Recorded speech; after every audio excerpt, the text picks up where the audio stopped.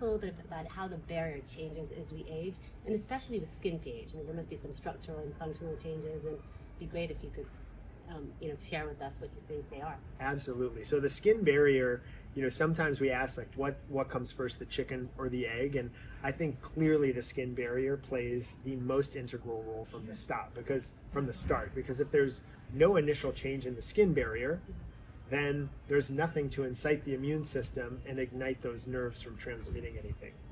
So as we age, the skin barrier does a couple different things. Number one is it has a really hard time recovering to insults, meaning when we go in a pool and we have chlorine on the skin, or when you have some sort of trauma to the skin, what we used to be able to respond to in just days now is going to take 2 or 3 times that as we age.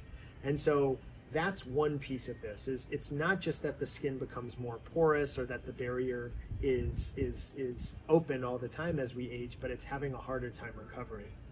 And then on top of that, we know that there are structural and homeostasis changes that happen as we age. So one great one is that we lose some of the ability of our skin to turn over as we age. So normally we're shedding our skin once every 2 weeks, but as we age, that slows. Another one is that we lose the natural ability to create the fatty acids that are integral to capturing that barrier function. And when those two things happen, it sets off this homeostasis change that ultimately results in a change in the pH balance as well as in the microbiome. And where at least I don't know the true answer is, what is the driver of those things? How is pH leading to this homeostasis abnormality when it's not at its normal level? But we do know that as we age, the pH starts to go up. So our skin is no longer at this standard level that it should be at, and it's starting to rise.